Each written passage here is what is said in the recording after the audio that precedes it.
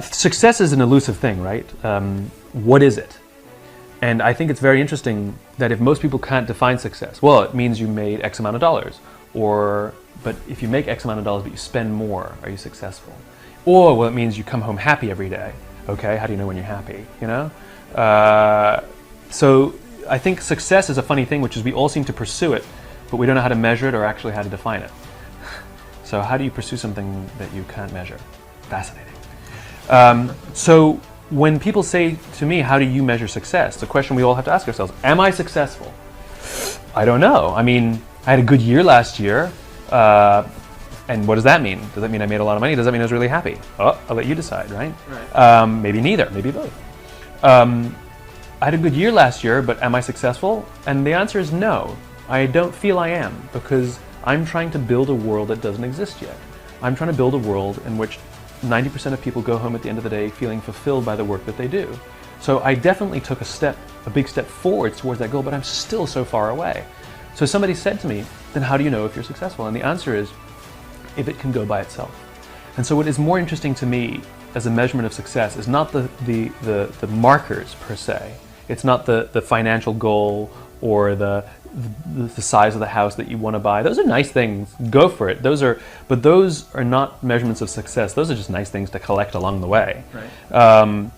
For me, it's momentum. I want to measure momentum, which is, you know, when something is moving and you start to see it lose momentum, you're like, uh-oh, give it a push, because if you don't give it a push, it's going to stop. And an object in stasis is much harder to get going. It requires a lot more energy to get something started than it does to keep it going, right? And so if you don't let it stop and you can keep it going, it's this, you know, it still might slow down there, but you can get it going again much easier. And for me, the opportunity is to get the ball rolling faster and faster and faster and faster and faster and bigger and bigger and bigger. It's like a snowball. And my responsibility is, because it's not rolling downhill yet, it's not on automatic yet, I need to still keep it going to find that critical mass where it can go, and at the point it can go by itself without me, then I will find something else to do. And that may not happen in my lifetime. I think we must all stop measuring promotions, salaries, and these things, but rather measure the momentum of your career. Does my career have momentum? Can I see it moving in the right direction? Can I see it gathering moss? You know, can I see that it's becoming easier for me to keep the momentum? It's becoming easier for me to grow the size of this thing. It's requiring less effort. That's the thing we need to measure. Yeah. That's the thing that we need to be cognizant of, which is the momentum of our careers, not just the markers that we think define our success. You speak to businesses and companies and leadership teams and employees and stuff. Without mentioning names, I don't want to put you on the spot, but have you gone and talked to a company that's been in trouble and then spoken to their team and then checked in on them after you've spoken to their leadership team? And what did that look like? Did you notice a noticeable change? Did they come to you and tell you that this has helped our organization out and our culture is much improved because of it? I'm not anybody's, like, you know, mom or dad. I'm not going to do it for you. And I have a very laissez-faire approach of it. I once had a client, this is a bunch of years ago, that said, what guarantee do I have that your stuff will work? Which my answer was, none. Like, I'm giving you a tool. It's like a hammer. You can use it broadly or narrowly. You can build a table, you can build a house. It's the same tool. You can use it for marketing, you can use it to completely revitalize your entire culture. And even though I'm going to sell you the most beautiful hammer, I'm not going to guarantee the structural integrity of the house, right? It's your business. You want to ignore all my stuff? Ignore it. I don't care. And if your business collapses, you know what happens to me? Nothing. Like, I don't mean to be cold about it. Like, of course I want the people I work with to do well, but it's not mine. It's theirs. And I take no emotional responsibility for the decisions they make. So yes, there are many people that I've had the pleasure of working with, some who work for dysfunctional organizations, that went on the hard journey of completely changing the way they lead and completely revitalizing their culture, and it has great success. It's not because of me, it's because of them, right? At the same time, there are many people who came in like, what an amazing speech, and did nothing. You know, thanks, that was great, you know? And of course it's gonna fail, you know? So I think that we have too much, especially in the consulting world or the design world, everybody's so paternalistic about it. And designers are famous for this, right? They get so personally offended when the client chooses the wrong thing. Oh, they're such idiots. Don't they know we're trying to help them? Or who cares? Like, it's their freaking business, right? That's what you find. I've had that. Instead of arguing with somebody for them to make the right choice, because we genuinely want to help them, what I have found is if you push the accountability onto, because when we argue, we're taking accountability. This is better. This will help you. We're taking responsibility, accountability. But if we say, look, we've been doing this a bunch of years, we know more about design than you do, I'm telling you, for every reason that I can outline for you, why this will help you more. But if you don't want to do it, that's fine. It's your business. Do what you want. The minute you switch the accountability and put it all on them, amazingly, they're much more open to your opinion. So people are always talking about visions and missions and all of this stuff. When people ask me, like, what example should I look to? Like, what company should I? I'm like, here's an organization with a vision, a cause. It was founded with a cause. It's an entrepreneurial venture. America is an experiment. It's an entrepreneurial venture where a bunch of people got together and decided we needed to start our own country because there were certain obstacles that were getting in the way of a vision that we had of a better kind of country, better kind of company, right?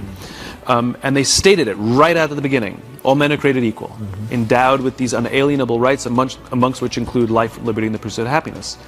And it's not just a competitive statement, like to be the best, to be the most respected. That's not what it was. And I'm amazed how many companies start their visions or missions with that terribly egocentric language.